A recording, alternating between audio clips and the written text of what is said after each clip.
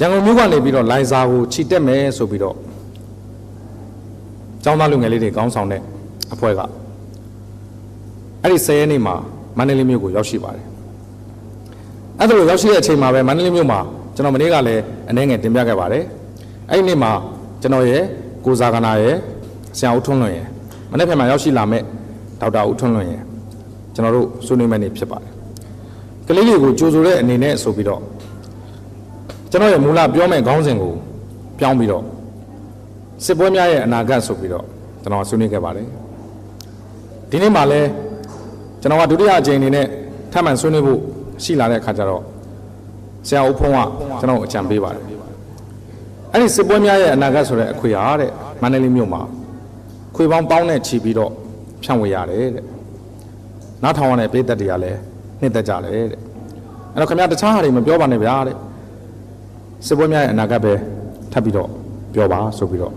ကျွန်တော်အားပေးပါတယ်ကျွန်တော်ကြပြဆရာတယောက်ဖြစ်တယ်စာရေးဆရာတယောက်ဖြစ်တယ်အဲ့ဒီအပေါ်မှာအဓိကကတော့စာပေဟောပြောပွဲဆင်မြင့်တွေကိုတဲ့ရတဲ့အဓိကရည်ရွယ်ချက်ကတော့လူထုပြည်သက်ကိုစာဖတ်စေချင်တာဖြစ်ပါတယ်အခုဒီကနေ့ထူးထူးခြားခြားမနေ့ကကျွန်တော်တင်ပြခဲ့ပါတယ်ကျွန်တော်3 လဇက်တိုက်ခီးတွေသွားခဲ့တယ်မြို့ပေါင်း100 ကျော်ပြီအဲ့ဒါလို့ဇက်တိုက်ခီးတွေသွားခဲ့တဲ့အထက်မှာဒီကနေ့ကြမှာအန်ဒီဆွေစင်ထိုက်နဲ့ဆုံးသွားတာဖြစ်ပါတယ်အန်ဒီဆွေစင်ထိုက်လို့ခေါ်တဲ့ခါကျတော့အန်ဒီကရီမထင်ပါတယ်အမလို့ခေါ်ဖို့ရတယ်လည်းမသိတော့ပါဘူးဘာလို့ဆိုကျွန်တော်တို့ကလေးဘဝတွေကချစ်ခင်နှစ်သက်ခဲ့ရတဲ့ရုပ်ရှင်သုတ်ဆောင်တယောက်ဖြစ်တယ်အထူးသဖြင့်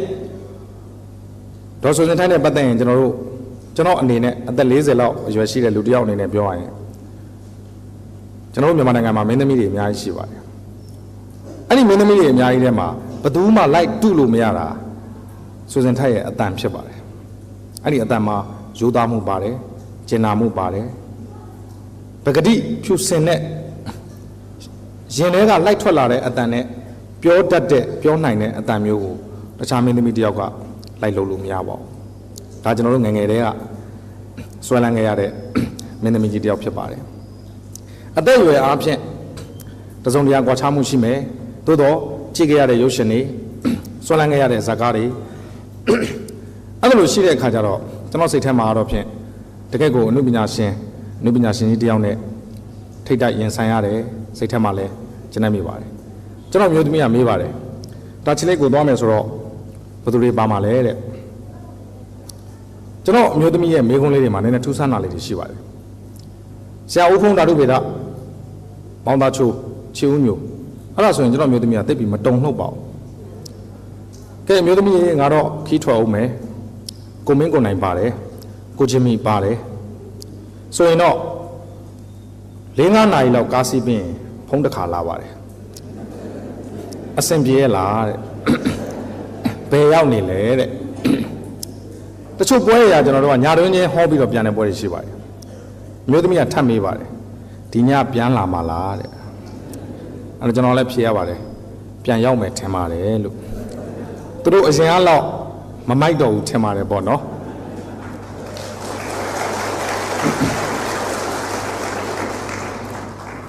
အခုကကြတော့ကျွန်တော်ကိုယ်တိုင်ချစ်ခင်လေးစားရတဲ့အနုပညာရှင်ကြီးတယောက်နဲ့တွေ့ရတဲ့ခါကျတော့ကျွန်တော်စိတ်ထဲမှာဂုဏ်ယူတယ်တုံ့နှုတ်တယ်အဲတုံ့နှုတ်တယ်ဆိုတဲ့စကားလုံးကိုကျွန်တော်ကြပြဆရာတယောက်ဖြစ်ပါတယ်စကားလုံးတွေကိုကျွန်တော်ဖွာလန်ကျဲသုံးဆွဲလို့မရှိပါဘူးစကားပြောတဲ့နေရာမှာပဲဖြစ်ဖြစ်စာရေးတဲ့နေရာမှာပဲဖြစ်ဖြစ်စကားလုံးတွေကိုကျွန်တော်တို့တိတိကျကျသုံးဆွဲလို့ရှိပါတယ်တုံ့နှုတ်မိပါတယ်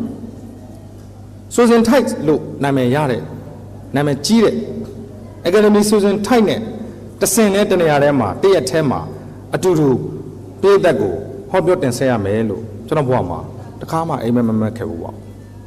ဒါတစ်ချက်ဖြစ်ပါတယ်နောက်တစ်ချက်ကအဲ့ဒီဆိုစင်ထိုက်ဆိုတဲ့အမျိုးသမီးတယောက်ဟာကျွန်တော်ရှေ့ကစကားလုံးလေး3 လုံးဖြည့်ချင်ပါတယ်ပညာတတ်အမျိုးသမီးတယောက်ဟာအဲ့ဒါလို့ကျွန်တော်တို့ကအတူတူခီးတွေသွားပြီးတော့ပြည်သက်အမြင်မှာကြည့်ရင်တော့တန်းစားတယ်ပေါ့စလုံးတွေရေးလိုက်တယ်ဂယ်လမီဆွေစင်ထိုက်ညီမင်းညိုဦးဖုံဓာတုဗေဒစလုံးတွေကိုအတန်းလိုက်ရေးလိုက်တယ်အဲ့ဒါလိုအတန်းလိုက်ရေးလိုက်တာနဲ့ဘဝရဲ့ဖြတ်သန်းမှုတွေအ အနုပညာအပေါ်မှာခံယူတဲ့သဘောထားတွေရုန်းကန်လှုပ်ရှားရမှုတွေမတူသွားပါဘူးကျွန်တော်တို့ဆရာဦးအောင်သိန်းရဲ့စာအုပ်တွေကျွန်တော်တို့ဖတ်ခဲ့ပါတယ်ဆရာဦးအောင်သိန်းကဆရာကြည်မင်းကိုအင်တာဗျူးလုပ်ပါတယ်ကျွန်တော်တို့ခုနကကျွန်တော်တို့အမကြီးဖြစ်တဲ့ဆရာမဆွေစင်ထိုက်ကိုအင်တာဗျူးလုပ်ပါတယ်ပညာနဲ့ပတ်သက်ပြီးတော့မေးကြဖြေကြတဲ့အမေးအဖြေတွေကိုတက္ကသိုလ်ကျောင်းသားဘဝမှာကြောက်ခမန်းလေးလေးကျွန်တော်တို့ဖတ်ခဲ့ရပါတယ်အဲ့ဒီကလေးကကျွန်တော်တို့ချစ်ခင်လေးစားရတဲ့အကယ်ဒမီဆွေစင်ထိုက်ဟာပညာတတ်အမျိုးသမီးမကြီးတူဖြစ်တယ်ဆိုတာကိုကျွန်တော်လှည့်လဲသိခဲ့ရပါတယ်ဒါကြောင့်မလို့အမကိုကျွန်တော်ဒီနေ့ကနေပြီးတော့လေးလေးစားစားခါရဝပြုပါတယ်ဘဝမှာမမျှော်လင့်တာတွေဖြစ်ခဲ့ပြီလုံးဝမျှော်လင့်မထားတာတွေဖြစ်လာတာလားလို့ပြောရင်တော့မဟုတ်ပါဘူးကျွန်တော်အိမ်မက်ဆိုတာရှိပါတယ်ကျွန်တော်ဘဝမှာအိမ်မက်တွေအများကြီးပါအဲ့ဒီအိမ်မက်တွေတဲကတချို့သောအိမ်မက်တွေဟာအကောင့်ထဲပေါ်လာတယ်တချို့သောအိမ်မက်တွေကတော့ပျက်စီးသွားတယ်တချို့သောအိမ်မက်တွေကတော့ကျွန်တော်တို့လက်လွတ်ဆုံးရှုံးလိုက်ရတယ်အစရှိသဖြင့်သို့တော့ကျွန်တော်တို့မက်ထားတဲ့အိမ်မက်တွေကိုတော့ကျွန်တော်တို့ဟာတပိုင်းတစကိုတော့အ ਨੇ ဆုံးစုပ်ယူဖန်ရှိခံစားနိုင်တယ်ဆိုတာကိုလည်းကျွန်တော်ကဒါချီလေးမျိုးမှာရှိတဲ့ပြည်သက်ကိုလေးလေးစားစားတင်ပြလိုပါတယ်မန္တလေးမြို့နန်းရှိမှာလွန်ခဲ့တဲ့နှစ်ပေါင်း40ကမွေးခဲ့တဲ့ကလေးလေးတယောက်စာပေမှုပညာလောကကိုမအူမလဲနဲ့ရောက်ရှိလာတဲ့ကြပြဆရာစာရေးဆရာလေးတယောက်44လလုံးလုံးဘယ်အက်ဒီတာရဲ့ရွေးချယ်မှုကိုမှမခံခဲ့ရတဲ့ကြပြဆရာစာရေးဆရာလေးတယောက်အခုတော့ဖြင့်မြို့မိမြို့ဖများနဲ့တကွဆရာတော်တန်ခါတော်များနဲ့အတူမြို့တစ်မြို့ရဲ့ပြည်သက်ရှိမှာဆွေးနွေးဖို့ဟောပြောဖို့ရောက်ရှိခဲ့ပြီဒါတွေဟာကျွန်တော်ဘဝငယ်စဉ်တစ်လျှောက်လုံးမှတ်ခဲ့တဲ့အိမ်မက်တွေဖြစ်ပါတယ်အဲ့တော့ဒီနေ့ကျွန်တော်ပေးထားတဲ့ခေါင်းစဉ်ကစစ်ပွဲများရဲ့အနာဂတ်ဘာဖြစ်လို့ဒီစစ်ပွဲများရဲ့အနာဂတ်ကိုဆရာဦးဖုံးကတိုက်တွန်းတယ်လဲတော့ကျွန်တော်အပြည့်အဝမသိပါဘူးသို့တော့ကျွန်တော်နားလည်တာကတော့ကျွန်တော်အကိုဆရာဖြစ်တဲ့ဆရာဦးဖုံးကဟာဒီခွေးကပေါက်တယ်ကွာ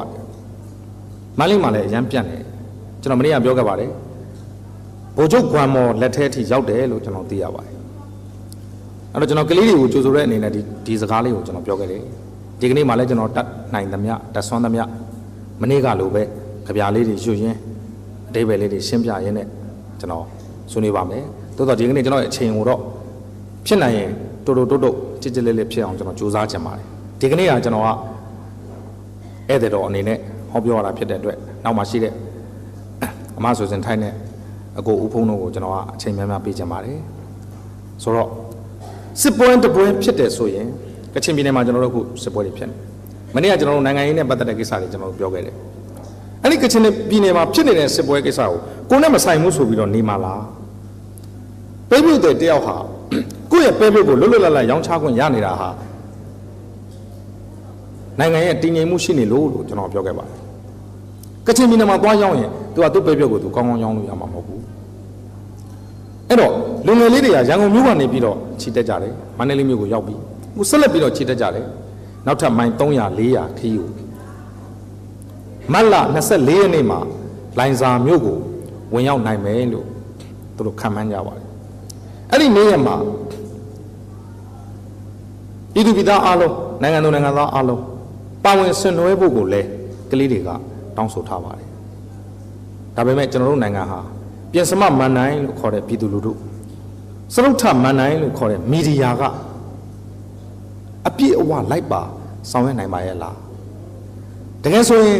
အခုတာချီလိတ်မြို့ဟာတစ်ဖက်ကန်းကိုကူးလိုက်ရင်ယူရီးယားနိုင်ငံကိုရောက်မှာဖြစ်ပါတယ်ကျွန်တော်တို့သိခဲ့ရတဲ့နိုင်ငံတကာ international line တွေမှာဆိုရင်တော့ကလေးတွေကခြေတက်တာပဲကိုရောက်ပြီဘယ်သူကတော့ဖြင့်ခြေခောက်ပြီးတော့လဲသွားပြီဘယ်သူကတော့ဖြင့်ကြွတ်တက်နေပြီဘယ်သူကတော့ဖြင့်ဝင်းလျှောနေပြီဘယ်သူကတော့ဖြင့်နေမကောင်းဘူးအဆရှိသဖြင့်ဘယ်လိုစိတ်ကူးသားမှုတွေပေးတယ်ဘယ်လိုစောင့်ရှောက်မှုတွေပေးတယ်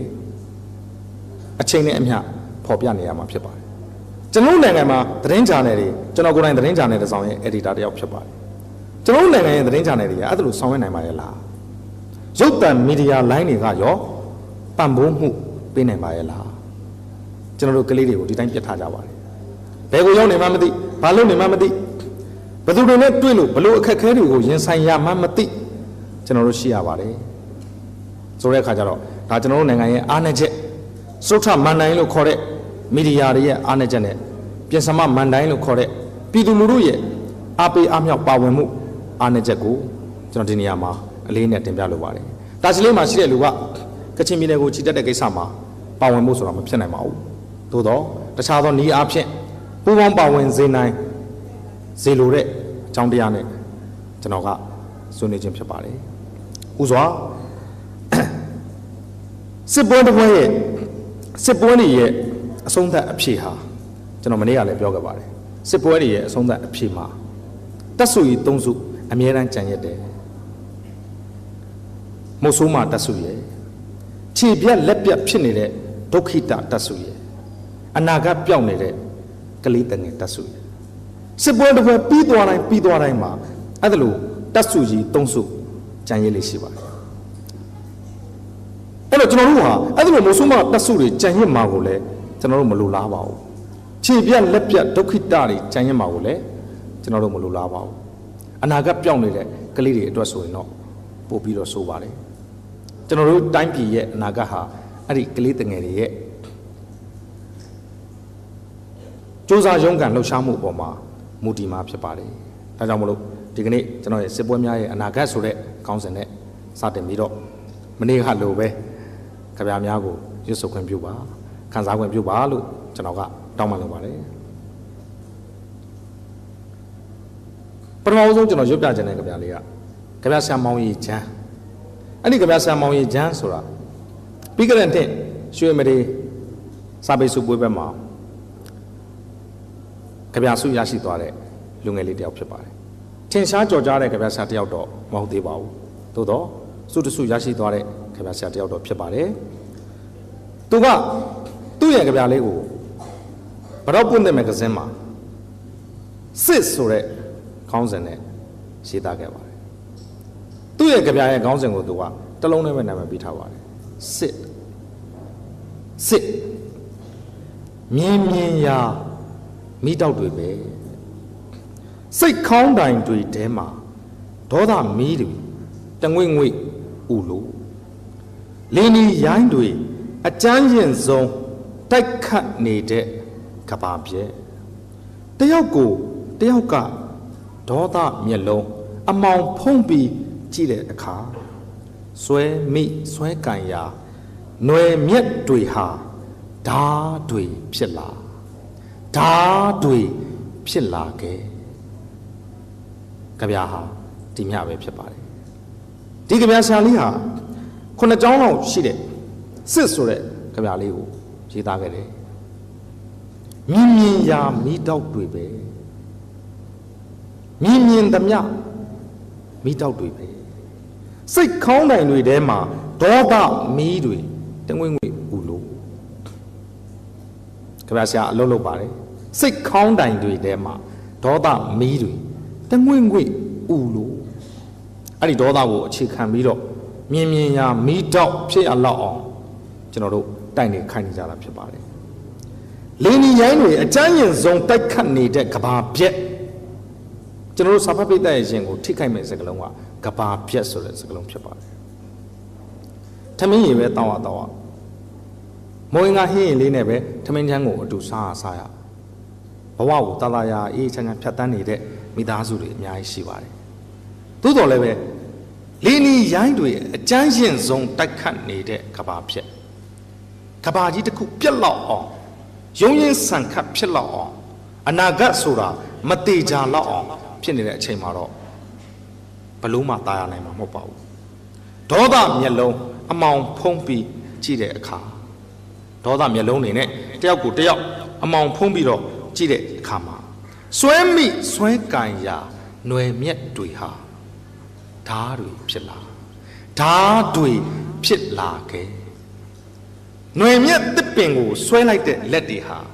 ဒေါသစိတ်နဲ့အာဃာတစိတ်နဲ့လက်တုံပြန်လို့တဲ့စိတ်နဲ့အင်မတန်နူးညံ့ပျော့ပြောင်းပါတယ်ဆိုတဲ့ຫນွယ်မြက်တစ်ပင်တွေဟာဓာတွေဖြစ်လာခဲ့ကြပြဆရာလူငယ်လေးတယောက်ဟာစစ်ပွဲရဲ့တရုတ်တကံကိုသူ့ရဲ့စစ်ဆိုတဲ့ ကြပြလေးတစ်ပုဒ်နဲ့ဖွင့်နေပါတယ်အဲ့တော့စောစောကပြောသလိုစစ်ပွဲတစ်ပွဲရဲ့နောက်မှာကြံရစ်ခက်မဲ့အနိဋ္ဌာယုံနေကျွန်တော်တို့လက်ခံသင့်ပါရလားလွတ်လပ်ရေးနဲ့အတူတွဲဖက်ပြီးတော့ပါလာတဲ့ပြည်တွင်းမငြိမ်းချမ်းမှုဟာယနေ့အချိန်ထိဆွေးနွေးနေရဆဲဖြစ်ပါတယ်ဒီကနေ့ဒီအချိန်မှာတော့ဖြင့်အတော်အသင့်ပြည်လေတဲ့အနေအထားကိုရောက်ရှိနေတယ်လို့ကျွန်တော်တို့သိရတဲ့အတွက်အတန်အသင့်စိတ်အေးရပါတယ်ဒီစစ်ပွဲရဲ့အခြေအနေကိုပဲနောက်ကဗျာဆရာတယောက်ကထပ်ပြီးတော့ဖွဲ့ပါတယ်ကဗျာဆရာလွင်နောင်နောင်ကဗျာဆရာလွင်နောင်နောင်ဆိုတဲ့လူငယ်လေးကလည်းကြော်ကြားတဲ့ကဗျာဆရာတယောက်မဟုတ်ပေမဲ့ဒီကဗျာလေးကိုပတောက်ပွင့်တဲ့မဂ္ဂဇင်းမှာဖွင့်ခဲ့ပါတယ်မနေ့ကကျွန်တော်ဖော်ပြခဲ့တဲ့ကဗျာဆရာတွေကတော့အောင်မြင်ထင်ရှားကြော်ကြားပြီးသားကဗျာဆရာတွေဖြစ်ပါတယ်ကဗျာဆရာလွင်နောင်နောင်ရဲ့ကဗျာကောင်းစဉ်ကလက်တလောအခြေအနေကဗျာဆရာရဲ့ကောင်းစဉ်ဟာလက်တလောအခြေအနေဆိုလိုရင်းကိုသိဖို့ကြိုးစားရင်အငင်းပွားမှုအကြောင်းကိုတွေးမိအာယုံမှာညှိလာတဲ့အတိကစစ်ဆိုတာအာဃာတနဲ့လောင်တဲ့မီးရှံစစ်ဆိုတာအာဃာတနဲ့လောင်တဲ့မီးရှံငြိမ်းချမ်းရေးဆိုတာမျက်ရည်နဲ့တည်တဲ့ကြပြာငြိမ်းချမ်းရေးဆိုတာမျက်ရည်နဲ့တည်တဲ့ကြပြာအစိုးမရတဲ့မိုးနဲ့မဲများကြောင့်လက်တလောရလိုက်တာကဒုက္ခတဲ့စခန်းတွေအစိုးမရတဲ့မိုးနဲ့မဲများကြောင့်လက်တလောရလိုက်တာကဒုက္ခတဲ့စခန်းတွေကြပြာဆရာလွင်နောင်နောင်ကလည်း9ကျောင်းလောက်ရှိတယ်သူရဲ့ကြပြာလေးကိုဖွဲ့ပါတယ်ဆိုလိုရင်းကိုသိဖို့ကြိုးစားခြင်းအငင်းပွားမှုအကြောင်းကိုတွေးမိကြပြာဆရာသူစဉ်းစားတယ်တစ်ဖက်နဲ့တစ်ဖက်ပဋိပက္ခဖြစ်နေတဲ့အကြောင်းအရာကိုဆိုလိုရင်းကိုသိဖို့ကြိုးစားခြင်းအငင်းပွားမှုအကြောင်းကိုတွေးမိကျွန်တော်သတင်းတွေမှာဖတ်ရပါတယ် KIA KIO တပ်တွေဟာစုစုပေါင်းပေါင်းလိုက်တဲ့အခါမှာတပ်သားအင်အား2000ကျော်ပဲရှိတယ်လို့ကျွန်တော်သိရပါတယ်ကချင်ပြည်နယ်တစ်ခုလုံးမှာနေထိုင်တဲ့လူဦးရေက1 သန်းကျော်ရှိပါတယ်အဲ့ဒီလူဦးရေ1 သန်းကျော်မှာလက်နက်ကင်အင်အားဟာ2000ကျော်ပဲဖြစ်တဲ့အတွက်2%သာသာပဲရှိတယ်လို့လည်းကျွန်တော်တို့သိရပါတယ်အဲ့ဒီခါမှာမကွေးမဲဆန္ဒနယ်ကနေပြီးတော့လွတ်တော်ကိုယ်စားလှယ်တို့ရဲ့ဆွေးနွေးမှုအရပြည်သက်များလည်းတည်ပြီးသားဖြစ်မှထင်ပါတယ်ရွှေလက်နဲ့ခေါ်လို့မှမလာရင်ဘူးလက်နဲ့ခေါ်မယ်ဆိုတဲ့လွတ်တော်ကိုယ်စားလှယ်တယောက်ရဲ့ပြောစကားတကယ်တော့ KIA KNU တပ်တွေဟာတဲ့ငြိမ်းချမ်းရေးကိုတကယ်မလိုချင်ပါဘူးတဲ့ငြိမ်းချမ်းရေးကိုတကယ်လိုချင်တာဟာကချင်ပြည်နယ်မှာနေထိုင်တဲ့98%သောပြည်သူပြည်သားတွေဖြစ်ပါတယ်အဲ့တော့သူကဘာပြောလဲဆိုတော့ကချင်ပြည်နယ်မှာတဲ့ကြောက်မြတ်တွင်းနေတဲ့ပတ်သက်ပြီးတော့တစ်နှစ်ကို3,500အခွန်ဆောင်ရတယ်တစ်နှစ်ကို3,500အခွန်ရတဲ့အတွက်အဲ့ဒါလိုကြောက်မြတ်တွင်းပေါင်းက80ရှိပါတယ်အဲ့ဒါကိုလွတ်တော်ကိုယ်စားလှယ်ကဘယ်လိုတင်ပြလဲဆိုတော့350 trillion လို့တင်ပြပါတယ်ကျွန်တော် million ဆိုတာရှိပါတယ် billion ဆိုတာရှိပါတယ် trillion ဆိုတာရှိပါတယ်ကဏ္ဍပေါင်းများစွာပေါ့ခင်ဗျာ350 trillion ရှိတဲ့ပမာဏကိုအဲ့ဒီ KIA KNU တပ်တွေကရရှိနေတဲ့အတွက်ငြိမ်းချမ်းရေးကိုသူတို့ကဘယ်လိုချင်ပါမလဲလက်နဲ့ကန်ရတဲ့အရာတာကိုသူတို့ကောင်းကောင်းသိနေပြီလို့လွတ်တော်ကိုယ်စားလှယ်ကပြောပါတယ်ကျွန်တော်ဒီနေရာမှာစဉ်းစားမိတာကလက်နဲ့ကန်ရတဲ့အရာတာကိုသိချင်းသိရင်သူတို့ထက်ပိုသိမဲ့တပ်ဖွဲ့တွေရှိအောင်မယ်လို့ကျွန်တော်ထင်ပါတယ်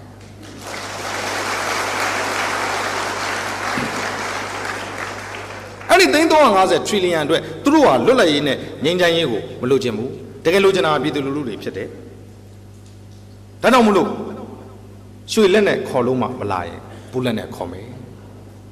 နောက်တစ်ခါလွတ်တော်ကိုယ်စားလှယ်တယောက်ရန်ကုန်ကလွတ်တော်ကိုယ်စားလှယ်တယောက်ကလည်းတိုက်လေရင်တွေဝယ်ထားတာဘာလို့ဖို့လဲလူတွေကိုတင်ပြီးတော့ပြေးဆွဲဖို့လားဆိုပြီးတော့ရဲဆက်ဆက်ပြောပါတယ် တကဘာလုံးကတနိုင်ငံလုံးကငြိမ်းချမ်းရေးကိုတောင်းဆိုနေတဲ့အချိန်မှာအဆိုပါပုဂ္ဂိုလ်များကကျွန်တော်တို့ရက်ွက်ထဲမှာဆိုရင်ရက်မိရက်ဖများကနိုင်ငံတော်အနေနဲ့ပြောမယ်ဆိုရင်နိုင်ငံမိနိုင်ငံဖများကစကားတွေကိုလက်လွတ်စပယ်ပြောကြပါတယ်ကျွန်တော်မနေ့ကကျွန်တော်ရဲ့အစီအစဉ်ကကျွန်တော်ဟောပြောပွဲတက်ခဲ့တယ်ဒီကနေ့အစီအစဉ်ကျွန်တော်ကလေးတွေကိုစတင်တယ်မနေ့ပြန်အစီအစဉ်ကျွန်တော်ကလေးတွေကိုစတင်မယ်တစ်ပတ်ခါကျရင်ကျွန်တော်မန္တလေးကိုပြန်ဆင်းရမယ်ဗမောက်ခီးစဉ်ကိုကျွန်တော်10ရက်နေ့ထိခီးဆက်ရပါမယ်အော်ဒီကနေ့ကတော့အဲ့ဒါတော့ဖြစ်ကျွန်တော်တက်ရောက်တာဖြစ်ပါတယ်အဲ့ဒီလိုမျိုးတွေသူတို့ကပြောတဲ့အခါမှာကျွန်တော်ကကျောင်းဆရာတယောက်ကျူရှင်ဆရာတယောက်အနေနဲ့ကျွန်တော်စဉ်းစားမိပါတယ်ဆရာဖုံးကိုကျွန်တော်တိုင်ပင်မိပါတယ်ဆရာဖုံးရေလို့တို့တင်တန်းပြောင်းရင်ကောင်းမယ်ထင်တယ်ဟေးတဲ့ဘာတင်တန်းပြောင်းပါလဲခမရလဲကင်မစထရီမတင်နဲ့တော့ကျွန်တော်လဲဇီဝဗေဒမတင်တော့ဘူးနွေရာသီ3လပြတ်ဝင်ကြီးများမြန်မာစကားပြောနည်းတင်တန်းဆိုပြီးဖွင့်ကောင်းမယ်ထင်တယ်အဲ့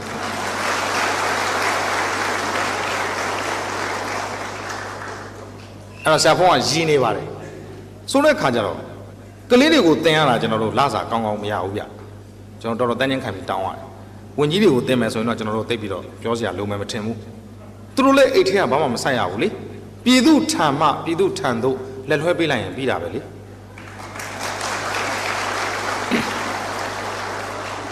သူတို့ရဲ့အိမ်ကိုဂါရဝပြုရောက်ရှိလာတဲ့ပစ္စည်းတွေကိုကျွန်တော်တို့ဆရာတွေကိုဂါရဝပြုအနေနဲ့ပြန်ပေးလိုက်ရင်ကျွန်တော်စကလုံးတစ်လုံးထွက်ပါတယ်ပြည်သူထံမှပြည်သူထံသို့ဆိုတဲ့စကလုံးလေးရပါတယ်ဒါတရားသူကြီးအများပြားသုံးဆွဲတဲ့စကလုံးလည်းဖြစ်ပါတယ်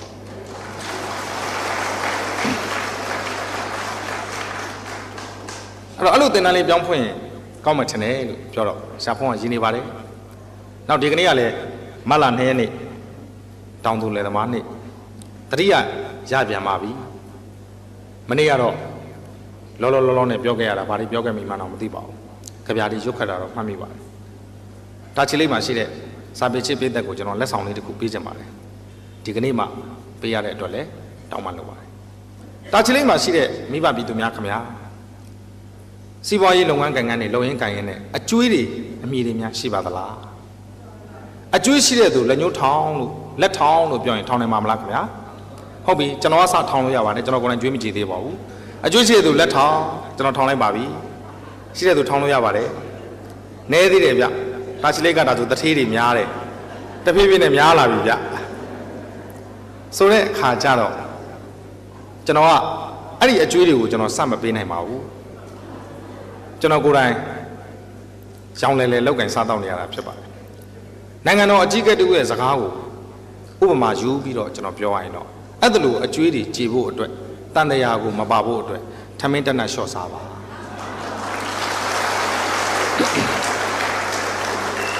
အဲ့ဒါလိုထမင်းတက်နဲ့ရှော့စားမယ်ဆိုရင်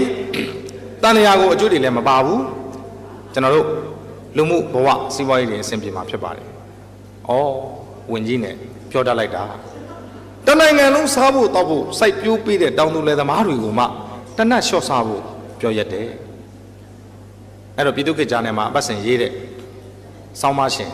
ကောင်းဆက်နိုင်ငံရေးပါတယ်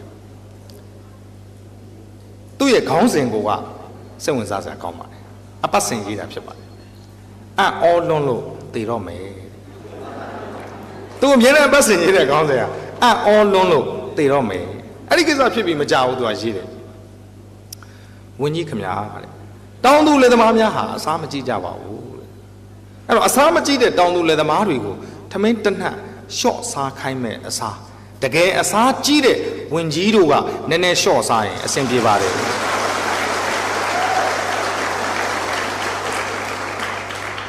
အဲ့တော့ဆောင်းမရှင်ကောင်းဆန်နိုင်ကဒီလိုပြောပါတယ်ပြောတဲ့ခါကျတော့ဒီနေ့ကတောင်သူလယ်သမားနေဖြစ်တယ်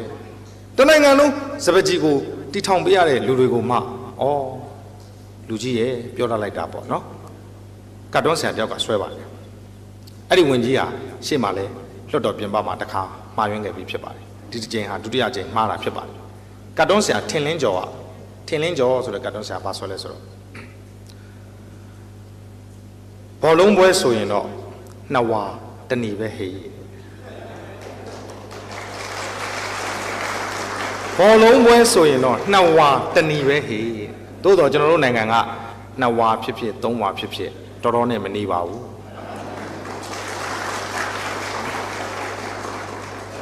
လိပ်ပြာ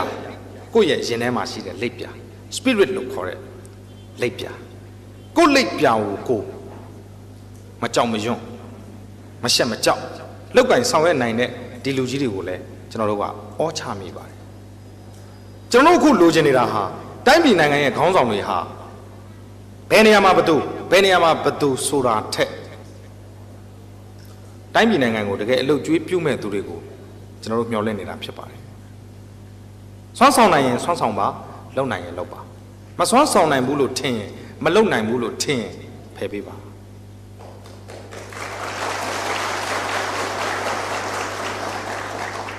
အိန္ဒိယမှာရှိတဲ့မိရထားဝန်ကြီးတယောက်ဟာသူ့ကိုအိန္ဒိယဝန်ကြီးချုပ်ကကုန်းလမ်းပို့ဆောင်ရေးဝန်ကြီးအဖြစ်တာဝန်ပြောင်းရွှေ့ခိုင်းတဲ့အခါမှာအဲ့ဒီအိန္ဒိယမိရထားဝန်ကြီးပြောတဲ့စကားလေးတစ်ခုကျွန်တော်မှတ်ထားခဲ့ပူပါတယ်ကျွန်တော်ဟာနှစ်ပေါင်း30လောက်မိရထားတွေနဲ့ရှင်သန်လာတဲ့လူတစ်ယောက်ဖြစ်ပါတယ်ဒါကြောင့်မို့လို့ဝန်ကြီးချုပ်ခင်ဗျာကုန်းလမ်းပေါ်မှာမောင်းနေတဲ့ကားတွေကိုကင်တွယ်ဖို့ကျွန်တော်မှအရေးချင်းမပြည့်မီပါဘူးဒါကြောင့်ကျွန်တော်ကိုယာဒူးကနှုတ်ထွက်ခွင့်ပြုပါမိရထားဝန်ကြီးတယောက်ကိုကိုလံပို့ဆောင်ရေးဝန်ကြီးဖြစ်ပြောင်းရွှေ့ပြီးတာဝန်ခံထားတာကိုအဲ့ဒီမိရထားဝန်ကြီးကတာဝန်မယူခဲ့ပါဘူးသူမကျွမ်းချင်ပါဘူးတဲ့သူမလုပ်ပြစေနဲ့တဲ့ကဘာပေါ်မှာကြိုက်တဲ့ဌာနကိုကြိုက်တယ်လို့စီမံခန့်ခွဲပြီးတော့ကြိုက်တဲ့လူကိုဝန်ကြီးခန့်ပြီးဆောင်ရွက်တဲ့နေရာမှာကျွန်တော်တို့နိုင်ငံကဂင်းနဲ့စံချိန်ဝင်လောက်နံပါတ်1ဖြစ်ပါတယ်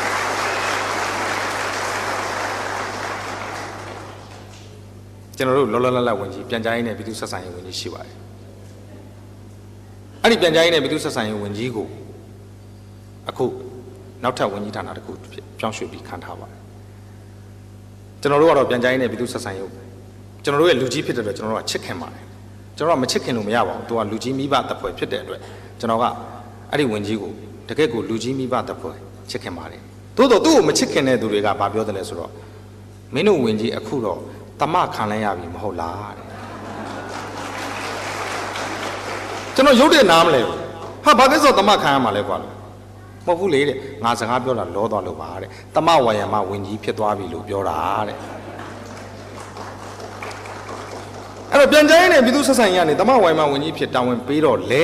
ကျွန်တော်တို့ချစ်ခင်ရတဲ့ဝင်ကြီးကကျွမ်းကျင်ပါတယ်ပိုင်နိုင်ပါတယ်လှုပ်တဲ့နေရာအလွယ်လေးပါပဲတမဝိုင်မှာဝင်ထားတဲ့ကြေးရွာတွေမြို့နယ်တွေကိုပတ်စံချီးမယ်တဲ့စီးရုံးတဲ့နေရာတော်တော်လွယ်ပါတယ်အဲ့တော့ကျွန်တော်တို့ဆိုလိုတာကဘာလဲဆိုတော့ကျွန်တော်တို့တိုင်းပြည်ကျွန်တော်တို့နိုင်ငံဟာဒီလိုနီးဒီလိုဟန်နဲ့ဖြတ်သန်းခဲ့တာနှစ်ပေါင်းတော်များခဲ့ပါပြီသို့တော့ကျွန်တော်တို့ဒါတွေကိုကျွန်တော်တို့ကဒီတိုင်းပဲကျွန်တော်တို့ရင်ဆိုင်နေရစေဖြစ်ပါလေကဘာပေါ်မှာခုနတွက်ကြည့်မယ်ဆိုရင်ကျွန်တော်တို့တနိုင်ငံပဲရှိမယ်လို့ထင်ပါတယ်အရှက်တရားအကြောက်တရားဟီဒီအော်တပလို့ပြောတယ်တွက်ကြည့်မယ်ဆိုရင်အင်မတန်ကိုကြောက်ရွံ့ထိတ်လန့်ဖွယ်ကောင်းအောင်ကျွန်တော်တို့နိုင်ငံဟာအဆုံးကိုရောက်နေတာကိုကျွန်တော်တို့တွေ့ရပါတယ်အဲ့တော့တိုင်းပြည်နိုင်ငံနဲ့ပတ်သက်တဲ့အရေးအရာတွေကိုဆောင်ရွက်တဲ့အခါမှာတကယ်ကျွမ်းကျင်ပိုင်နိုင်တဲ့သူတွေကိုခန့်ထားဖို့တကယ်ကျွမ်းကျင်ပိုင်နိုင်တဲ့သူတွေကိုသူ့နေရာနဲ့အတူရှိဖို့ဆိုတဲ့အခြေအနေမှာကျွန်တော် AR တိုင်းလွှတ်တော်ကိစ္စတခုဖြစ်ပါတယ်အဲ့ဒီ AR တိုင်းလွှတ်တော်ဥက္ကဋ္ဌကိုပြည်သူလူထုကကြီးညိုလေးစားတဲ့အခိုက်မှာပဲနောက်ထပ်ဝန်ကြီးဌာနတစ်ခုပြောင်းရွှေ့ပြီးတော့ခံထားတဲ့အခြေအနေကိုလည်းသတင်းစာတွေကနေတဆင့်ကျွန်တော်တို့တွေ့ရှိခဲ့ရပါတယ်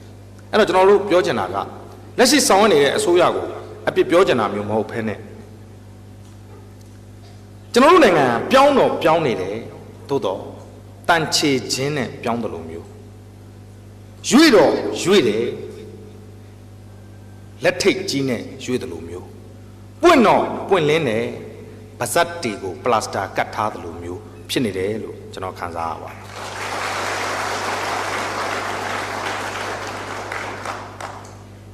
အဲ့တော့ကြပြဆရာလေးတယောက်ကရေးပါတယ်အစိုးမရတဲ့မိုးနဲ့မဲများကြောင့်လက်တလောရလိုက်တာကဒုက္ခတဲ့စခန်းတွေလက်တလောရလိုက်တာကဒုက္ခတဲ့စခန်းတွေကချင်ပြည်နယ်မှာဒုက္ခတဲ့ပေါင်း3သိန်းခွဲလောက်ရှိပါတယ်ကြောင်းမနေရပါဘူးလှူတဲ့တန်းနဲ့စားနပ်ရိက္ခာကိုမျှဝေပြီးတော့စားတောက်နေရပါတယ်အဲ့ဒီ ဒီကချင်ပြည်နယ်မှာဖြစ်နေတဲ့အဖြစ်အပျက်ဟာတာချီလိတ်မှာရှိတဲ့ပြည်သူလူထုနဲ့မဆိုင်ဘူးလားလို့မဆိုင်ဘူးလို့ကျွန်တော်တို့မနေသင့်ဘူးလို့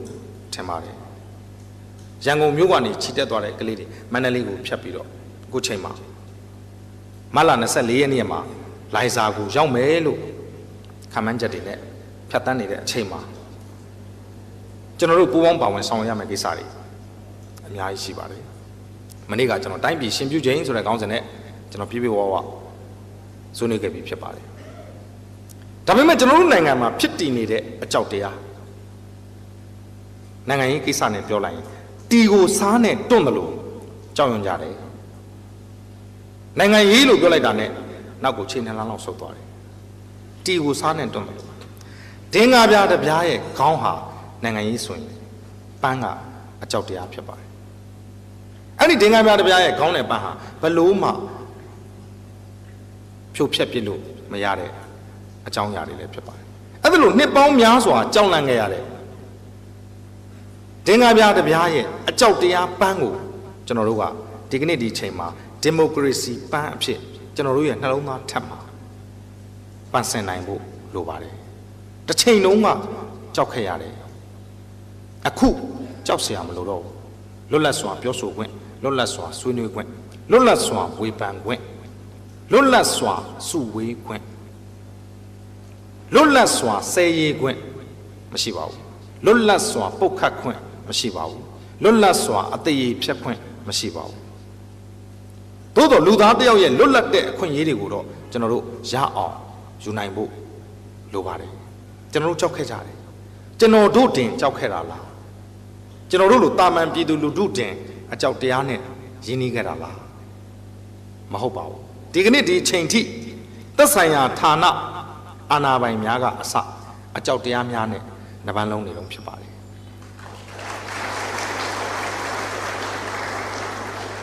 မနေ့ကကျွန်တော်ပြောခဲ့ပါတယ်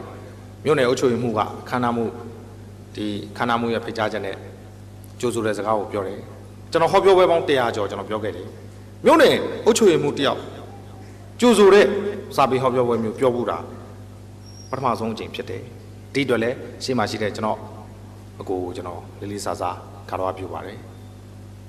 ဒါနိုင်ငံရေးအခြေအနေပြောင်းလဲမှုတစုံတရာဖြစ်ပါတယ်သို့တော့မြို့နယ်တိုင်းအရာရှိတိုင်းကဒီလိုလားလို့မေးမယ်ဆိုရင်တော့ပြီးခဲ့တဲ့2လလောက်ကကျွန်တော်တို့ရန်ကုန်ကနေပြီးတော့ခီးထွက်ခွာပါကိုမင်းကိုနိုင်နဲ့ကျွန်တော်ကရန်ကုန်မြို့ကနေပြီးတော့လေရင်စီးပါတယ်ညောင်ဦးလေစိတ်ကိုခီးဆက်မှာဖြစ်ပါတယ်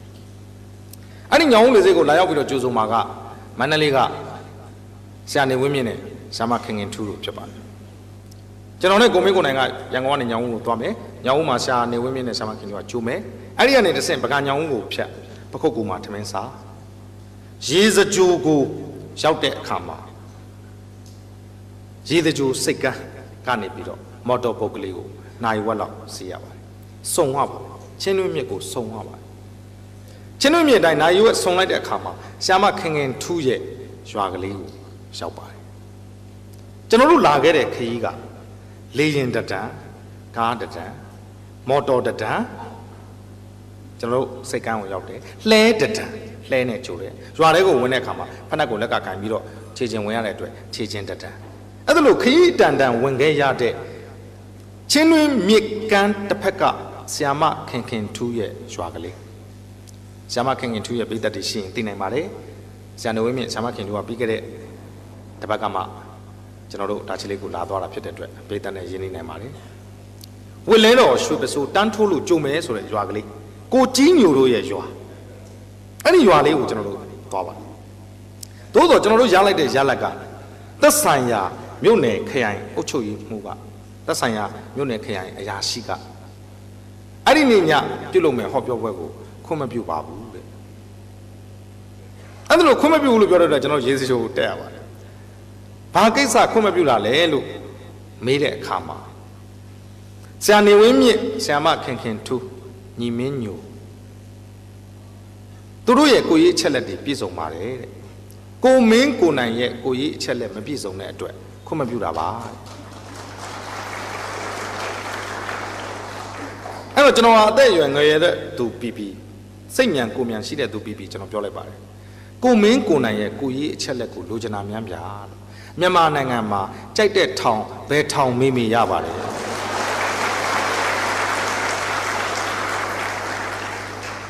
ကိုမင်းကိုနိုင်ရဲ့ကိုရေးအချက်လက်ကိုမပြည့်စုံတာနဲ့တော့ဒီပွဲကိုပိတ်ပင်တယ်လို့တားဆီးတယ်လို့မလုပ်ပါနဲ့လို့ကျွန်တော်တို့သွားမဲ့ရွာကလေးကတင်ချိုင်ကုန်းတော်မရှိတဲ့ရွာလေးပါလို့ကျွန်တော်ပြောမိပါတယ်တင်ချိုင်ကုန်းမရှိပါဘူးချင်းတွင်းမြစ်ရဲ့တိုက်စားမှုကြောင့်ဒီကဘာဟာအများအားပြိုတဲ့အတွက်တင်ချိုင်ကုန်းအဖြစ်သတ်မှတ်တဲ့ကဘာဟာအများအားပြိုကြပါတယ်အဲ့တော့ကျွန်တော်ရွာသူရွာသားတွေကိုမေးရပါတယ်လူသေးရင်ဘယ်လိုတချို့တလဲလွယ်ပါတယ်ဆရာရဲ့တည်တဲ့လူကိုလှေပေါ်တက်ရေအိုးသုံးလုံးတဲအပြည့်ထက်မြစ်လေအထိလှော်သွားမြစ်လေရောက်ရင်ခေါင်းမှာတဲအိုးတစ်လုံးစွတ်ကိုမှာတစ်လုံးစွတ်ခြေထောက်မှာတစ်လုံးစွတ်ရေထဲကိုဘွမ်းကနေကန်ချလိုက်ပြီးတာပဲတင်းငိုင်းကုန်းတောင်မေမေရရမရှိတဲ့ရွာကလေးမှာစာပေဟောပြောပွဲအလှငါသွားတဲ့ကျွန်တော်တို့ခွင့်မပြုဘူးတဲ့ခွင့်မပြုရတဲ့အကြောင်းရင်းကမင်းကိုနိုင်ရဲ့ကိုရေးချက်လက်တွေမပြည့်စုံလို့တဲ့ကျွန်တော်ဒီလိုတုံ့ပြန်လိုက်ပါတယ်အဲ့တော့ကျွန်တော်တို့ကဇာနေဝင်းမြကျွန်တော်ကိုကြည့်ကျွန်တော်ကကိုမင်းကိုနိုင်ကိုကြည့်တယောက်မျက်နှာတယောက်ကြည့်ပြီးတဲ့အခါကျတော့ဒီလောက်တောင်ခက်ခက်လာခဲ့ရတာကျုပ်တို့ကတော့ပြောမှာပဲလို့ဆိုတဲ့အခါကျတော့အဲ့ဒီသက်ဆိုင်ရာအရာရှိဟာဘလို့မှတားမရမှန်းသိတဲ့အခါကျတော့ကျွန်တော်လည်းတာဝန်ရလောက်ရတာပါဘလို့မှပြောမရဘူးဆိုရင်လေဆရာတို့ဒီကနေ့ညလုံးမယ်ဟောပြောပွဲမှာအတန်ချက်ဆက်မသုံးပါနဲ့အင်မတန်စိတ်ရှည်သဘောကောင်းတဲ့ဆရာနေဝင်းမြင့်တချင်းကြီးတွေအင်မတန်ဆိုကောင်းတဲ့မြမမှုမြမဟန်တွေပိုင်ဆိုင်တဲ့မျက်နှိုးတဲ့နေဝင်းမြင့်ရှင်ဖေတပည့်တော်ဆရာနေဝင်းမြင့်စကားအတိုင်းအတဲ့ပြောခွင့်ပြုပါဗျကျုပ်တို့ကဒီလူ900 1000ကိုအတန်ချက်ဆက်မသုံးမဲ့နဲ့ဖင်ကုန်းပြီးဩရမှာလားဗျ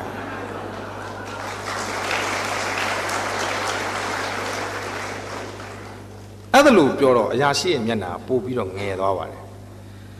အဲ့လိုဆိုရင်လေတဲ့ဘေးရွာကမကြားပါစေနဲ့အခုကျွန်တော်တင်ပြနေတဲ့အကြောင်းအရာသက်ဆိုင်ရာမြို့နယ်ခရိုင်အရာရှိတယောက်ရဲ့အကြောက်တရားဖြစ်ပါတယ်နိုင်ငံကြီးဟာဒင်္ဂါပြားတစ်ပြားရဲ့ခေါင်းဖြစ်မယ်ဆိုရင်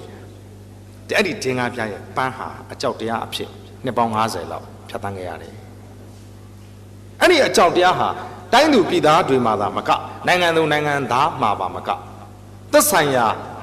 ဦးစီးဦးဆောင်များရဲ့စိတ်ထဲရင်ထဲနှလုံးသားထဲအသေးထဲမှာပါစိုက်ဝင်နေတာကိုကျွန်တော်တို့တွေ့ရပါတယ်ဘေးရွာကမချပါစေနဲ့အတော်ရီမောစရာကောင်းတဲ့အဖြစ်ဖြစ်ပါတယ်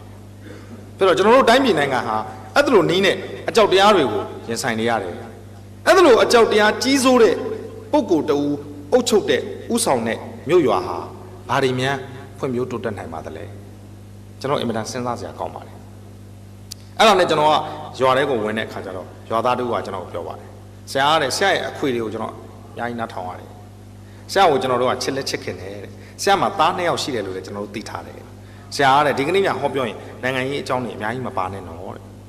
ကိုမင်းကိုနိုင်ဆိုရင်20လောက်ကြာတာတဲ့အများကြီးမပြောနဲ့တော့ဆရာလည်းဆရာကိုချစ်လို့ပြောတာအဲ့တော့ကျွန်တော်ကပြောရပါတယ်။အော်ခင်ဗျာဘာဖြစ်လို့ကြောက်နေရတာတုံးလို့ကို့လေကိုထုံပြီးကိုထန်းကိုတက်နေတာမလားလို့ဘာကိစ္စကြောက်နေတာတုံးလို့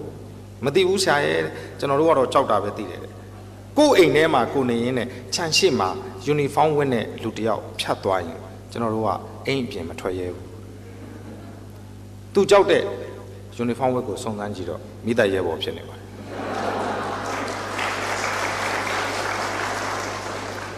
အာနာယေလို့မေမေရရမရှိတဲ့မိသက်ရဲဘော်ကိုတောင်မှဒီရွာသားတွေကကြောက်တယ်ဒီရွာသားတွေရဲ့အတိအမြင်တစ်ခုခုလင်းပွင့်မှုအတွက်ကျွန်တော်တို့ကတွားရောက်တာဖြစ်ပါတယ်အဲ့တော့ကျွန်တော်ကပြောရတယ်ဘာဖြစ်လို့မိသက်ရဲဘော်တွေကိုကြောက်တာလဲမသိဘူးဆရာရဲ့ကျွန်တော်တို့ယူနီဖောင်းဝတ်နေဆိုရင်ကြောက်တာပဲကျွန်တော်ရန်ကုန်ကိုပြေးပြီးတတိယရန်ကုန်မှာကျတော့မိသက်ရဲဘော်တွေကကျွန်တော်တို့ကိုပြန်ကြောက်ရပါတယ်ကျွန်တော်တို့ကိုကြောက်ရှာမှာကျွန်တော်တပည့်လေးတွေဆိုရင်ကျွန်တော်ကိုလိုက်ရှာရပါတယ်မိသက်ရဲဘော်တွေကျွန်တော်ကစာတင်တဲ့20လောက်ရှိတဲ့ကျူရှင်ဆရာတယောက်ဖြစ်တဲ့အတွက်ကျွန်တော်တပည့်တွေကျွန်တော်မတွေ့ပတ်ရှာကြမိသားဝတ်စုံနေနဲ့ဟာဆရာလဲဗျာရှာလဲရတာအေးငါလည်းမင်းတို့လာမယ်မှန်းသိလို့ပုံနေတာကျွန်တော်ကနှစ်တိုင်းအဲ့ဒီမိသားတစ်ဖွဲ့ကိုမိသားဝတ်စုံ9စုံလူလေးရှိပါတယ်တစ်စုံ3000နှုံးနဲ့ 20နဲ့တစုံ22သိန်း2000နဲ့1000လူလေးရှိပါတယ်ဆရာလည်းရှာလဲရတာဆိုသူလာပါတယ်အဲ့ကြိုင်ကျွန်တော်2000နဲ့1000လှူရပါတယ်လှူတဲ့အခါကျတော့ဆရာရဲ့ရှာလဲရတာဆိုတော့အေးဟုတ်ခုတွေ့ပြီမလားတွေ့ပြီဆိုရင်တော့အေးငါလဲနှမျောတတ3ကျင်ရွတ်ဆိုပြီးတော့လှူရတာပေါ့ကွာ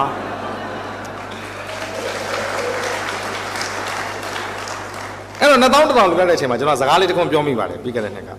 အေးတပည့်ကြီးတို့မင်းတို့ကငါလှူလာတာ10နှစ်လောက်ရှိပြီမင်းတို့ကိုကြည့်လိုက်တော့လေမင်းတို့ရဲ့ uniform တွေကပြောင်းပြောင်းရောင်ရောင်မရှိဘူးမင်းတို့ကိုတက်ဆိုင်ရာမြို့နယ်မိသက်တပ်ဖွဲ့ကမထောက်ပံ့ဘူးလားလို့မေးတဲ့ခါကျတော့ကျွန်တော်တပည့်များဖြေပါတယ်ထောက်ပံ့ပါတယ်ဆရာဒါပေမဲ့ဒီနှစ်ကျွန်တော်တို့ကိုထောက်ပံ့မဲ့ပစ္စည်းတွေထည့်ထားတဲ့ကိုတော်ကြီးမီးလောင်သွားလို့ပါဆရာသူတို့ကိုထောက်ပံ့မဲ့ကိုတော်ကြီးမီးလောင်သွားပြီဆိုမှတော့ကျွန်တော်တို့ဘာလုပ်ရတော့မှာတော့အဲ့တော့လည်းသူတို့ကအဲ့လိုမျိုးဆောင်ရွက်ကြတဲ့အခါကျတော့ဒီကျွန်တော်ရဲ့ကလေးတွေဖြစ်တဲ့မိသက်ရဲဘော်လေးတွေကဆောင်ရွက်ကြတယ်အာနာရဲလို့မမေရရမရှိတဲ့အဖွဲ့အစည်းဖြစ်တယ်သို့တော်လည်းပဲမတိမတာအမိန့်ပေးတတ်လေးရှိတယ်ကျွန်တော်နိုင်ငံအဲ့ဒါနဲ့အသားကျနေတာဖြစ်ပါတယ်မတိမတာတော့သူတို့လေးတွေအမိန့်ပေးတတ်တယ်အခုလိုအချိန်မျိုးဆိုရန်ကုန်မှာကြုံကြမယ်ရက်ွက်အတွင်းရှိလောက်သားပြည်သူပေါင်းတော့ခင်ဗျာရက်ွက်အတွင်းရှိလောက်သားပြည်သူပေါင်းတော့ခင်ဗျာနေရာဒီကာလတို့ကြားရောက်တော့မည်ဖြစ်ပါပြီအိမ်တိုင်းတွင်မိကျိတ်မိခတ်တဲအိတ်ရေအိမ်များကိုစနစ်တကျထားရှိကြပါရန်နှင့်ထမင်းချက်ချိန်ဟင်းချက်ချိန်များကိုလည်းမနေ့9နာရီမှမနေ့9နာရီမှနေ့ကင်း12နာရီညနေ4နာရီမှ9နာရီမတိမတာအမိန်ပေးတာဖြစ်ပါတယ်ထမင်းချက်တာပဲကိုယ့်အကူပဲချိန်ချက်သူ့ဘူးလား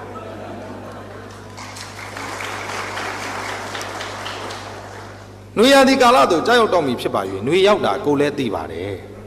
သူပြောမှာမဟုတ်ပါဘူး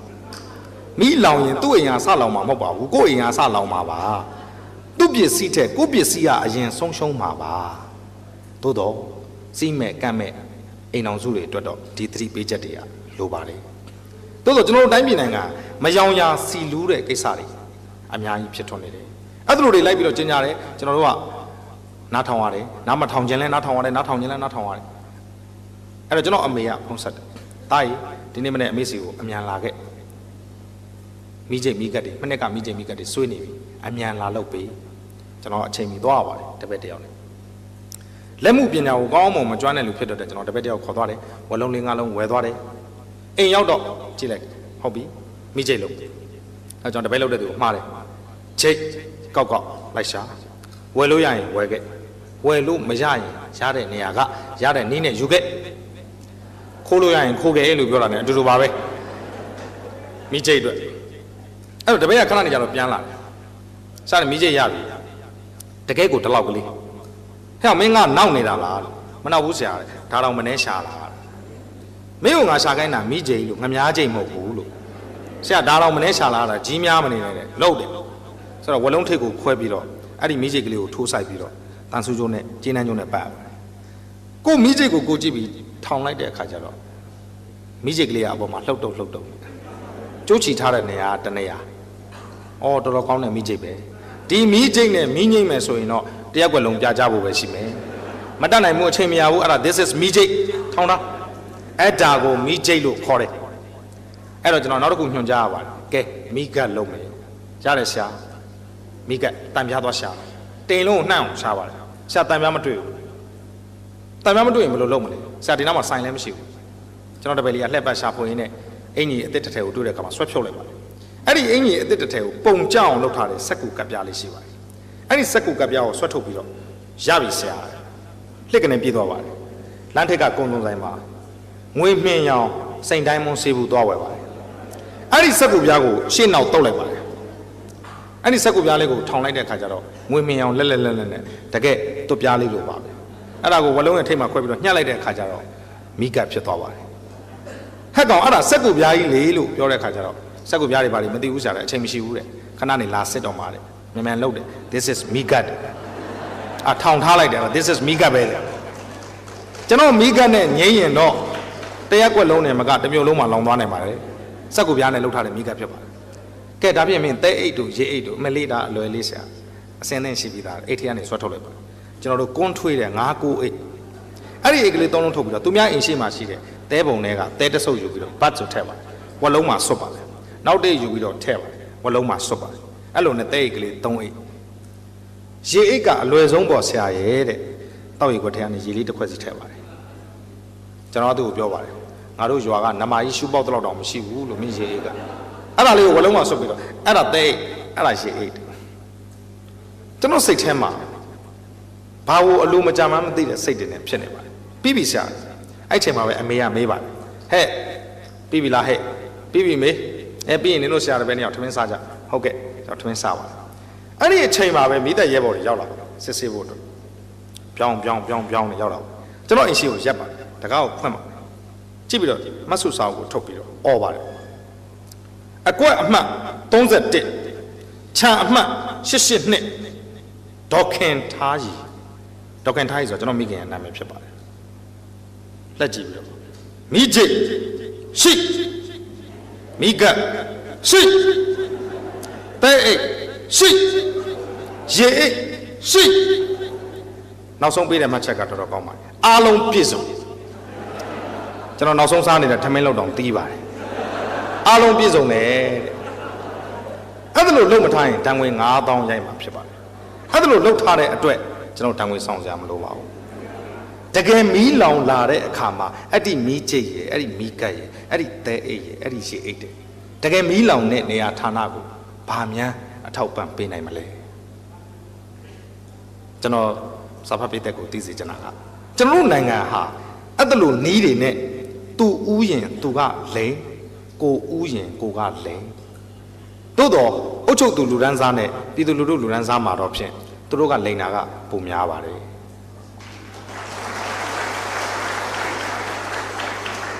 ကျွန်တော်တို့လိန်တာကကျွန်တော်တို့မိသားစုတိမ်တောင်လေးရဲ့အရေးအခင်းကိုဖြည့်ရှင်းတာပဲဖြစ်ပါတယ်သူတို့ကတော့တိုင်းပြည်နိုင်ငံနဲ့ပတ်သက်ပြီးတော့အကြီးအမားကဏ္ဍတွေကိုတွက်ချက်လို့မရအောင်ပြီးခဲ့တဲ့2လတောင်ထွက်ပေါ်ခဲ့တဲ့ဝန်ကြီးဌာန15ခုရဲ့ကိန်းကဏ္ဍတွေကျွန်တော်တို့မြှောက်လို့မရပါဘူးအင်မတန်များပြားတဲ့ကိန်းကဏ္ဍတွေကျွန်တော်ရင်ဆိုင်ရပါတယ်အဲ့ဒါလို့အလွဲသုံးစားလုပ်ထားတဲ့ငွေကြေးတွေကိုအဲ့ဒါလို့ကျင်ညာလိုက်တဲ့အခါကျတော့နောက်တစ်ပတ်မှာသတင်းစာပြန်ရေးပါတယ်ဘယ်နေရာကဘယ်လိုကြောင့်ကြံ့ကြာနေတာဘယ်နေရာကဘယ်လိုကြောင့်ကြံ့ကြာနေတာဒါကြောင့်မလို့အဲ့ဒီငွေတွေကိုဘယ်ဌာနကဘယ်လိုပြန်သွင်းပြီဆိုတဲ့အကြောင်းဘယ်ဌာနကဘယ်လိုပြန်သွင်းပြီဆိုတဲ့အကြောင်းကျွန်တော်ကသတင်းဂျာနယ်တစ်စောင်ရဲ့ editor တယောက်ဖြစ်ပါတယ်အဲ့တော့ကတ်တုန်းဆရာတယောက်ကကတ်တုန်းဆွဲပြီးလာပေးပါတယ်အယူတယောက်ကပြောပါတယ်တူနန်တက်နန်လေ့ရင်ခိုးပါတယ်မိတော့ပြန်ပေးမယ်တူနန်တက်နန်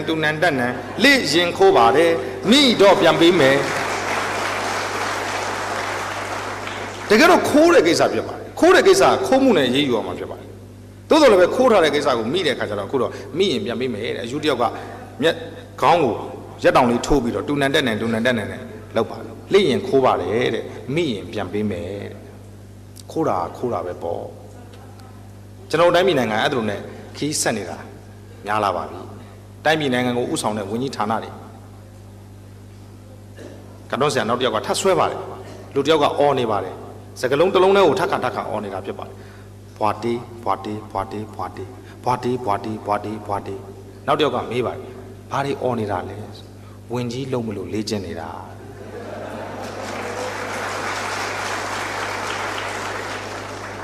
ဝင်ကြီးလုံးမလို့တဏ္ဍာပါလှုပ်ဆောင်လို့ဘွာတီတောင်းမှန်မယ်ဒါပဲမတော်လို့ဖြစ်သွားတယ်ပေါ့အဆရှိသဖြင့်ဆိုတော့ဒါကျွန်တော်တို့ရင်ဆိုင်နေရတဲ့အနေအထားဖြစ်ပါတယ်အဲ့တော့ကျွန်တော်ဒီကနေ့တင်ဆက်နေတဲ့ခေါင်းစဉ်ကစစ်ပွဲများရဲ့အနာဂတ်အဲ့ဒီစစ်ပွဲတွေရဲ့အနာဂတ်ဟာခြောက်ခြားစရာကောင်းတယ်တုံးလို့စရာကောင်းတယ်အဲ့ဒါလို့ကချင်ပြည်နယ်မှာဖြစ်နေတဲ့အဖြစ်အပျက်တွေလွတ်လပ်ရေးနဲ့အတူပါလာတဲ့အဖြစ်အပျက်တွေကိုကျွန်တော်တို့မရတတ်နိုင်ဘူးလားလူငယ်အတိုင်းဝိုင်းကဥဆောင်ပြီးတော့လှုပ်ရှားနေကြပြီနိုင်ငံရေးဟာနိုင်ငံသူနိုင်ငံသားအားလုံးနဲ့ပတ်သက်တယ်ဆိုတာကိုကျွန်တော်ကမနေ့ကဆွေးနွေးခဲ့ပါတယ်မနေ့ကဆွေးနွေးခဲ့တဲ့အကြောင်းအရာရဲ့ဒီကနေ့ပြောတဲ့အကြောင်းအရာရဲ့ဆက်ဆက်မယ်ဆိုရင်အတိတ်ပဲရှိတဲ့ဆက်သွယ်မှုတစ်ခုကိုရနိုင်ပါတယ်ဒီကလေးတွေကိုကျွန်တော်တို့လှစ်လို့ရှုလို့မဖြစ်နိုင်ဘူးဆိုတဲ့အခါကျတော့စစ်ပွဲရဲ့အနိဋ္ဌာယုံတွေနဲ့ပတ်သက်တဲ့ကြပြလေးတစ်ပုဒ်ကျွန်တော်နောက်ထပ်တင်ဆက်လိုပါတယ်အဲ့ဒီကြပြဆရာကမနေ့ကတင်ဆက်ခဲ့တဲ့ကြပြထဲမှာပါပါတယ်မနေ့ကကျွန်တော်တင်ဆက်ခဲ့တဲ့ကြပြထဲမှာကျွန်တော်စာပုဒ်ကတွေဈေးကြည့်တဲ့အတောင် မပုတ်ပြတဲ့စားတစောင်းဆိုတဲ့ကြပြာကိုရေးတဲ့ကြပြာဆရာကိုရွှေအခုဒီကြပြာကိုရေးတာလည်းကြပြာဆရာကိုရွှေဖြစ်ပါတယ်ပါလက်စတိုင်းကလေးငယ်တဦးရဲ့မေကွန်ပါလက်စတိုင်းမှာရှိတဲ့ကလေးငယ်တဦးရဲ့မေကွန်ပါလက်စတိုင်းဆိုတဲ့နိုင်ငံဟာကျွန်တော်ကြပြာဆောင်းဆိုရင်ဘက်ကဒက်လို့ကျွန်တော်နာမည်ပေးတယ်ဘက်ကဒက်ဆိုတာအီရတ်နိုင်ငံရဲ့မြို့တော်ဖြစ်တယ်ဘက်ကဒက်ပါလက်စတိုင်းအဲ့ဒါလို့စစ်ပွဲတွေဘုံတန်တွေအမြောက်တန်တွေတဝုံဝုံတတိုင်းတိုင်းကြားမှာရှင်တန်နေရတဲ့မြို့ကမ္ဘာရှာရေးပါတယ်ပါလက်စတိုင်းကလေးငယ်တဦးရဲ့မေကွန်ခြေလေးတစ်ဖွာချခြင်းတယ်ကြောလေးတခင်းခင်းခြင်းတယ်အရိတ်ကလေးတရိတ်ခိုးခြင်းတယ်ဒီကဘာကြီးကကျွန်တော်တို့ရဲ့ကဘာမဟုတ်ဘူးလားမေမေ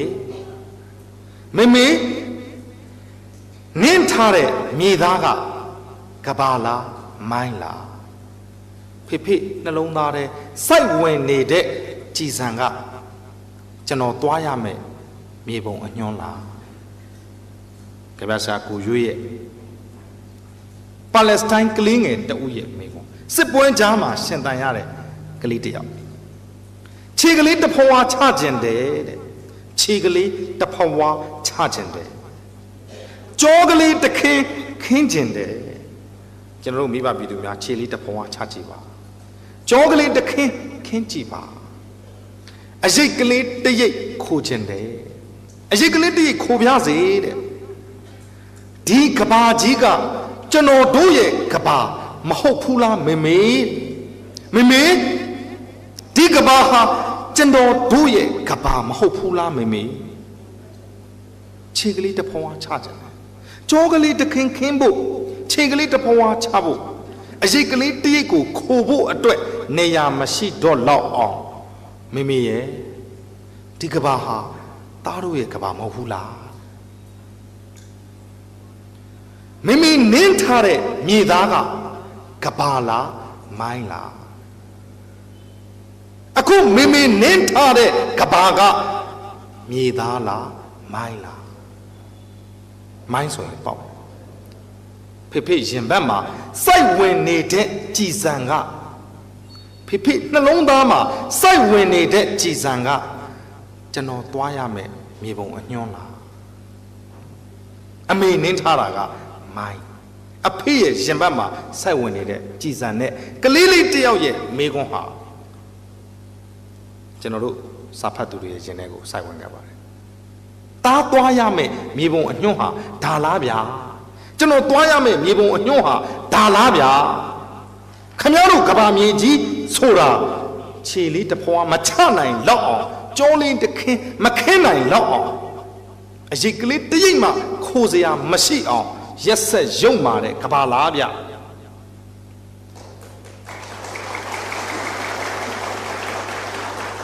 မေနင်းထားတဲ့ကဘာကမြေသားလားမိုင်းလားဖေနှလုံးသားမှာစိုက်ဝင်နေတဲ့ကြည်စံကကျွန်တော်သွားရမယ်မြေပုံအညွှန်းလားပါလက်စတိုင်းကလေးငယ်တူရဲ့မေကွန်ကြပြဆရာကိုရွေးရဲ့ကြပြဖြစ်ပါတယ်စစ်ပွဲတွေရဲ့နောက်မှာကြံရစ်ခဲ့တဲ့တက်ဆူကြီး၃စုကျွန်တော်အများအားပြောပါတယ်မိုးဆိုးမှာတက်ဆူကြီးကြံမယ်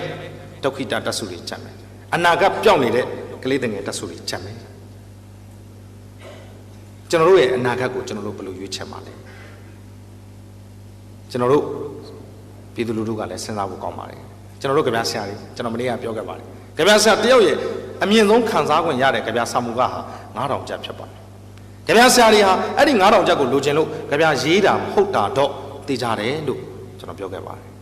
အဲ့ဒီ9000ကြောင့်အဲ့ဒီ9000ကျပ်ကြောင့်1500လောက်ပြောင်းခဲ့ရပေါင်းလဲများပြီလို့ကျွန်တော်ပြောခဲ့ပါတယ်ဒါပေမဲ့ကြပြဆရာတွေအလုပ်လုပ်နေကြတယ်ကြပြဆရာတွေကဘာနဲ့အနှံ့တိုင်းပြည်နဲ့အနှံ့ခံစားနေကြတယ်အလုပ်လုပ်နေကြပါတယ်ဒီလိုစစ်ရဲ့အနိဋ္ဌာယုံတွေနဲ့မြင်ရမယ့်မြင်ကွင်းတွေကိုကျွန်တော်တို့မလိုချင်ဘူးတိုင်းပြည်တည်ငြိမ်အေးချမ်းမှုတာယာလှပဖို့နိုင်ငံတော်သမ္မတဦးသိန်းစိန်ကပြောပါတယ်ကချင်စစ်သားတယောက်ကြာဆုံးတာဟာလေတိုင်းပြည်ရဲ့ဆုံးရှုံးမှုပါပဲဗမာစစ်သားတယောက်ကြာဆုံးတာဟာလေတိုင်းပြည်ရဲ့ဆုံးရှုံးမှုပါပဲအင်မတန်ကောင်းတဲ့စကားဖြစ်ပါတယ်ကျွန်တော်တို့ဟာ ပြည်သူလူထုညီညီမျှမျှတာတူညီမျှခံစား권ရရှိရမယ်အခြေအနေဖြစ်ပါတယ်ကျွန်တော်တို့ရဲ့လွတ်လပ်ရေးကိုတိုက်ပွဲဆင်ပြီးတော့ရခဲ့တာမဟုတ်ပါဘူးနိုင်ငံရေးနီးနေတာဗိုလ်ချုပ်အောင်ဆန်းရဲ့ဦးဆောင်မှုနဲ့ကျွန်တော်တို့ရဲ့လွတ်လပ်ရေးကိုကျွန်တော်တို့ပိုင်ဆိုင်ခဲ့တာဖြစ်ပါတယ်ဒီကနေ့တိုင်းပြည်မှာလွတ်လပ်ရေးနဲ့အတူပူးတွဲပြီးပါလာတဲ့ဒီမငြိမ်းချမ်းမှုကိုလည်းကျွန်တော်တို့ပြည်သူလူထုအဝင်ဝိုင်းအားလုံးကပါဝင်ဆောင်ရွက်ဖို့လိုပါတယ်မြစ်ဆုံကိစ္စကိုဆောင်ရွက်တဲ့အခါမှာပြည်သူလူထုရဲ့စန့်ကျင်ကန့်ကွက်မှုနဲ့ကျွန်တော်တို့အောင်မြင်ခဲ့ပါတယ်လက်ပတောင်းတောင်ရေးကိစ္စမှာပြည်သူလူထုရဲ့ပါဝင်မှုနဲ့လက်ပတောင်းတောင်အစီရင်ခံစာကျွန်တော်တို့အခုရန်ကုန်ကထွက်ခါလာတဲ့အတွက်ကျွန်တော်တို့သတင်းတွေမသိရပါဘူးဖေဖော်ဝါရီလကုန်မှာလက်ပတောင်းတောင်အစီရင်ခံစာထွက်မယ်လို့ပြောပါတယ်ကျွန်တော်တို့ပြည်သူလူထုရဲ့အင်အားကျွန်တော်တို့ရဲ့လုပ်ပိုင်နိုင်ခွင့်တွေကျွန်တော်တို့ရဲ့အခွင့်အရေးတွေကျွန်တော်တို့သိဖို့လိုပါတယ်ကိုနေတဲ့နေရာလေးအေးချမ်းရင်ပြီးရောလားကိုနေတဲ့နေရာလေးငြိမ်းချမ်းရင်ပြီးရောလားဆိုတဲ့စိတ်နဲ့ကျွန်တော်တို့မျက်ကွယ်ပြုဖို့မတင်တော့ပါဘူးအဲ့တော့ဆက်လက်ပြီးတော့တင်ပြရရင်ကျွန်တော်မနေ့ကကျွန်တော်ရဲ့ကြပြတစ်ပုဒ်ကိုတင်ဆက်ခဲ့တယ်လို့ဒီနေ့မှလည်းကျွန်တော်ရဲ့စစ်ပွဲနဲ့ပတ်သက်တဲ့ကျွန်တော်ရဲ့ကြပြခေါင်းစဉ်ဖြစ်တဲ့ Baghdad ဆိုတဲ့ကြပြနဲ့ကျွန်တော်ကတင်ဆက်ခဲ့ပါတယ်တနည်းအားဖြင့် Baghdad ဆိုတဲ့ကြပြဟာညီမင်းညိုဆိုတဲ့ကလောင်နာမည်ကိုထင်ရှားစေခဲ့တဲ့ကြပြတစ်ပုဒ်လည်းဖြစ်ပါတယ်ကျွန်တော်ရွတ်ဆိုတင်ဆက်ချင်ပါတယ်ကျွန်တော်က Baghdad လို့ပြေးပါတယ်အချိန်နေအချိန်ခါကတိုင်းပြည်မှာတန်ဃာတော်ရေးခင်းဖြစ်တဲ့ကာလစာပေစစ်စီရေးရှိတဲ့ကာလမှာဒီကြပြဟာအကျဉ်းချင်းစစ်စီရေးရုံးကိုရောက်တယ်အကျဉ်းချင်းပယ်ချခံရတယ်16ကျင်း18ကျင်းအပယ်ခံပြီးတော့မှ18ကျင်း18ကျင်းမြောက်ကြမှာ Cherry Magazine ရဲ့စာမျက်နှာပေါ်ရောက်ရှိတဲ့စာမှုလေးဖြစ်ပါတယ်အဲ့တော့ကျွန်တော်ရဲ့ကြပြထဲမှာ Baghdad ရဲ့ရှုခင်းကိုဖော်ပြခြင်းတဲ့အတွက်သတင်းစာထဲမှာဖော်ပြတဲ့အခါမှာအီရတ်နိုင်ငံ Baghdad မြို့တော်မှာကြာဆုံးခဲ့တဲ့ American တပ်သားပေါင်း2000ရှိလား2020ရှိလား2040ရှိလား2050ရှိလားအစရှိသဖြင့်ကျွန်တော်ကအဲ့ဒီခဏန်းလေးတွေကိုဆွဲယူပြီးတော့ရေးရပါတယ်ဒီကြပြကိုကျွန်တော်စရေးတဲ့အချိန်မှာ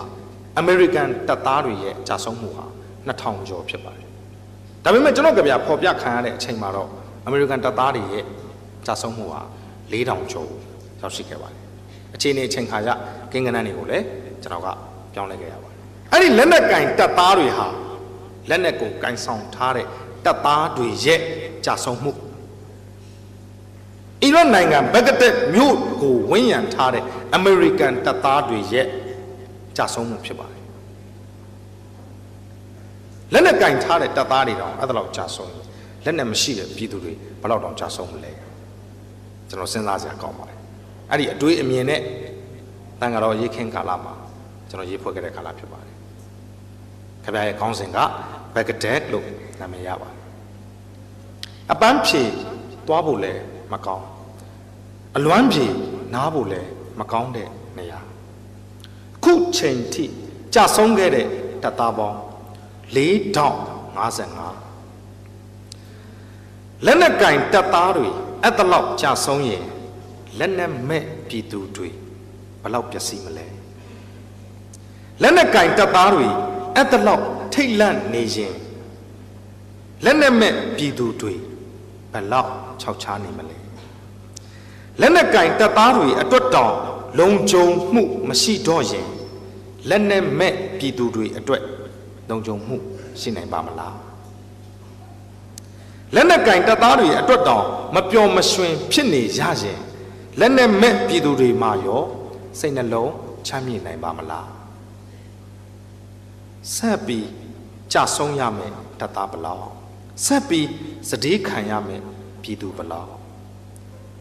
နေ့နေ့ညညစက္ကန့်နဲ့အမျှတကယ့်ကိုမငြိမ်းချမ်းတဲ့နေမြေဘဂ္ဂဒက်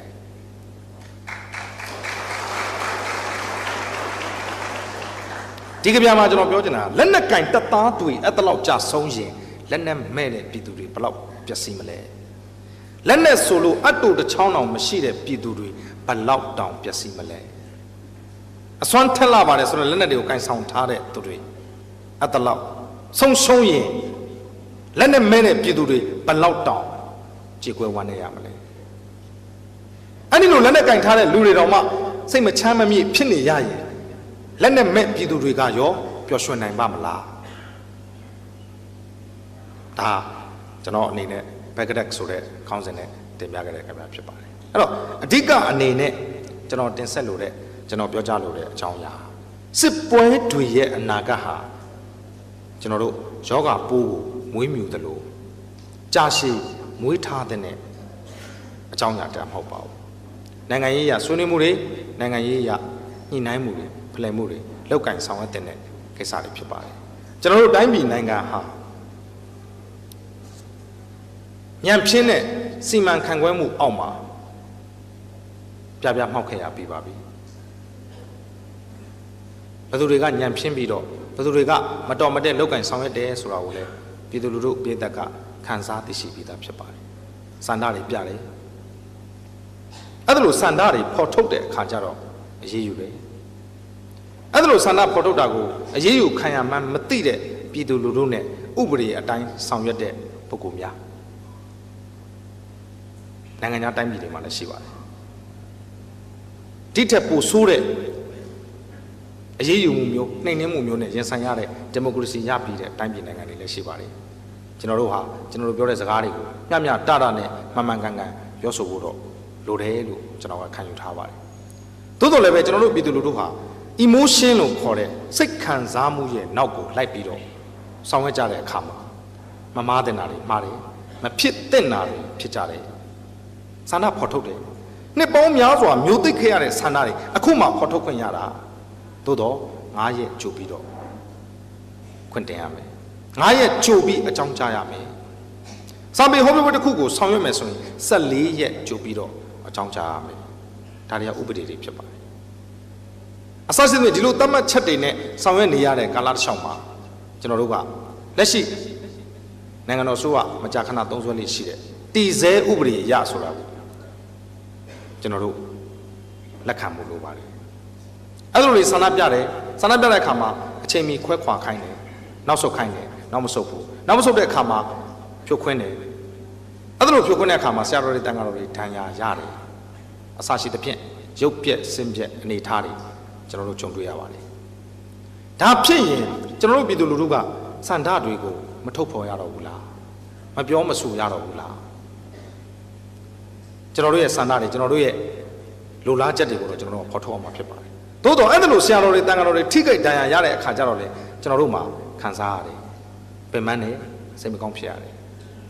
အော်ဒီကနေ့ကျွန်တော်ရဲ့ဆွေးနွေးမှုအဆုံးသတ်လေးအနေနဲ့အဲ့ဒါလို့ဆန္ဒထုတ်ဖော်မှုတွေဟာတာချီလိမ့်မှာရှိလာနိုင်တယ်လို့ကျိုင်းတုံမှာလည်းရှိလာနိုင်တယ်တောင်ကြီးမှာရှိလာနိုင်တယ်လို့မန္တလေးမှာလည်းရှိလာနိုင်တယ်ရန်ကုန်မြို့ကတော့နေရာအနှံ့ဆန္ဒထုတ်ဖော်မှုတွေအနှံ့ပြဖြစ်ပေါ်နေတယ်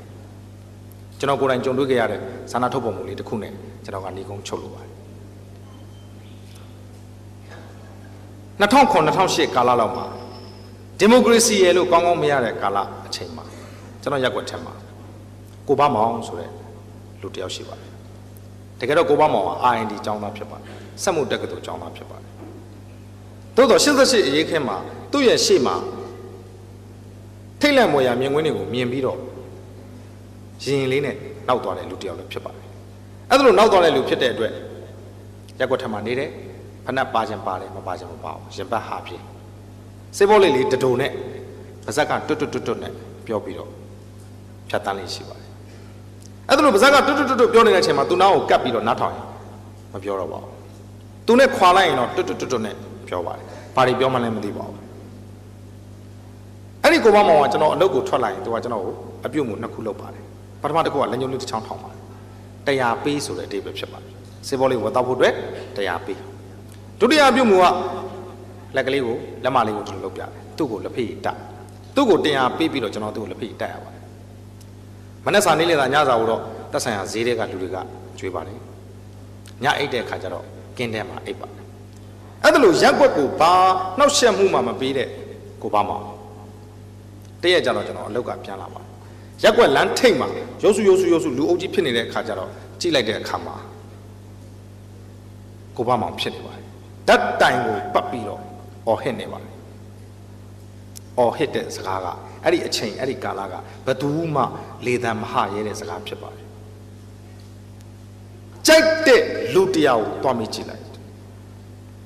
လူတရားမှာ69ယောက်ကနဝတစစ်အစိုးရကိုမုန်းတယ်ကျွန်တော်ပြောတာမဟုတ်ပါဘူးကိုပေါ့မောင်ပြောတဲ့စကားဖြစ်ကျွန်တော်တို့မြန်မာလူမျိုးရဲ့ထုံးစံအတိုင်းကိုရင်ထဲကစကားတွေကိုသူကပြောနေတယ်သို့တော်လည်းပဲသူ့နားကိုမကတ်ရဲဘူးခွင်းတဲ့ကောင်ကတ်ရင်တော့ဝိုင်းကြည့်တတ်တဲ့ကျွန်တော်တို့ရဲ့ရန်ကုန်သားတွေရဲ့ဇေယျဝိုင်းအောင်ပြီးကြည့်နေတယ်သူကလည်းဓာတ်တိုင်ကိုပတ်ပြီးអော်နေတယ်ကြိုက်တဲ့လူတရားကိုတွားမိကြည့်လူတရားမှာ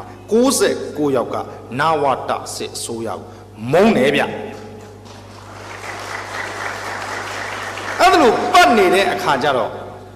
ပေးသက်ကလည်းဘေးနားနေပြီးတော့ရုပ်ဆူတယ်ခဏနေမှာဆိုင်က3စင်းဝေါကနေရောက်လာပါတယ်နယ်ဒိန်းနေဖြစ်ပါတယ်နယ်ဒိန်းနေရောက်လာတဲ့အခါကျတော့ပေးသက်က share သွားပါတယ်ပေးသက် share သွားတဲ့အခါကျတော့ तू ကကြည့်ပါတယ်ဟဲ့လူခင်ဗျားတို့သိလားနယ်ဒိန်းနေပါလဲတယ်မသိဘူးကြိုက်တဲ့လူတရားကိုတွားမိကြည့်လူတရားမှာ69ယောက်ကနဝတစစ်အစိုးရမုန်းတယ်ဗျဆိုတော့နေရင်း3ယောက်ကအေးလေအဲ့ဒါကြောင့်မင်းကိုလာခေါ်တာတဲ့တဲ့ဆိုင်ကဆိုင်ကဝူးနဲ့မောင်းတော့ပါကျွန်တော်နောက်ကနေကားတစ်စင်းနဲ့လိုက်ရပါတယ်မြို့နယ်မှုချက်စခန်းကိုရောက်ပါတယ်စင်းနဲ့ရောက်ပြီစင်းမှာလာတယ်လိုက်ခဲ့လိုက်တော့မယ်ထိုင်းတယ်စခန်းမှုရှိခုံမှာထိုင်ခိုင်းပါတယ်စခန်းမှုသူ့ပဲတဲ့ကျောင်းလန်းထိတ်မှာအော်နေတာအဲ့တော့ကိုပေါ့မောင်ပြောပါတယ်စခန်းမှုဆိုတာခမရလားဒီမဲ့စခန်းမှုကြိုက်တဲ့လူတရားကိုတွားမေးကြည့်လူတရားမှာ69ယောက်ကနဝတစစ်ဆိုးရောက်မုန်းတယ်ဗျ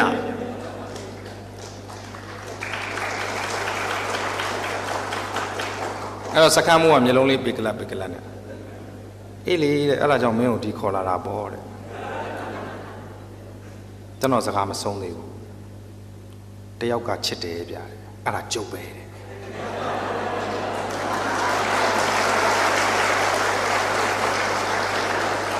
တယောက်ကချစ်တယ်တဲ့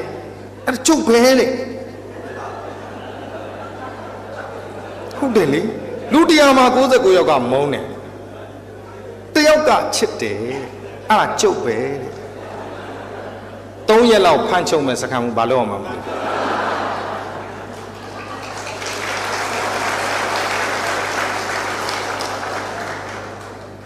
ဆိုတော့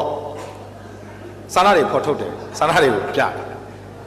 အဲ့တော့2009 2008ဒီမိုကရေစီရဲ့လို့ပြမရသေးတဲ့အချိန်မှာတော့မှကိုပေါ့မောင်ကတကယ်ယူရလားမယူရလားမသိပါဘူးအဲ့ဒီကနေစခန်းပြန်ခေါ်သွားပါဗျာဆိုပြီးတော့တက္ကစီနဲ့ပြန်ခေါ်လာတော့လေသူကသူတယောက်တည်းတွတ်နဲ့ပါလေပြောနေမှမသိဘူးသူမဟုတ်တယ်လို့ပဲအဲ့တော့ကိုပေါ့မောင်ရဲ့နီးနာအတိုင်းကျွန်တော်တို့စန္ဒတွေကိုတော့ကျွန်တော်တို့ဖော်ထုတ်ရမယ်ကျွန်တော်တို့ရဲ့စိတ်ကူးတွေကျွန်တော်တို့ရဲ့မျှော်လင့်ချက်တွေကျွန်တော်တို့ရဲ့အိမ်မက်တွေကျွန်တော်တို့ရဲ့ရပိုင်ခွင့်တွေတစ်ဆက်သို့တော့ကျွန်တော်တို့ရဲ့အန္တရာယ်ကိုလည်းကျွန်တော်တို့ရှောင်ရှားနိုင်ဖို့လိုမယ်ဒါကြောင့်မလို့ရန်ကုန်မြို့ကနေပြီးတော့လိုင်ဇာအထိရောက်အောင်ခြိတက်သွားကြတဲ့ငင်းချမ်းရေးအတွက်ငင်းချမ်းခြိတက်သွားကြတဲ့ကျွန်တော်တို့ရဲ့ညီငယ်နှမငယ်များကိုဂုဏ်ပြုတဲ့အနေနဲ့ကျွန်တော်ကဒီနေ့စစ်ပွဲများရဲ့အနာဂတ်ဆိုတဲ့ခေါင်းစဉ်နဲ့ကျွန်တော်ဆွေးနွေးပါတယ်စစ်ပွဲတစ်ပွဲရဲ့အနိဋ္ဌာယုံဟာခုနကတမ္မာကြီး3ခုခြံရခဲ့တယ်မိုးဆိုးမတမ္မာကြီးရဲ့ခြေပြက်လက်ပြဒုက္ခိတတမ္မာကြီးရဲ့အနာဂတ်ပြောင်းနေတဲ့ကလေးတွေငယ်တွေရဲ့တမ္မာကြီးရဲ့ဒါကြောင့်မို့လို့ကချင်ပြည်နယ်မှာဖြစ်နေတဲ့မငြိမ်းချမ်းမှုကိုကျွန်တော်တို့တိုင်းတစ်ပြည်လုံးအနေနဲ့အထူးသဖြင့်တာချီလိတ်မြို့သူမြို့သားများတာချီလိတ်စာပေချစ်ပြည်သက်များအနေနဲ့ပူးပေါင်းပါဝင်ဆောင်ရွက်နိုင်ကြပါစေကြောင်းဆုမွန်ကောင်းတောင်းရင်ဒီကုန်းချော်ပါတယ်ခင်ဗျာ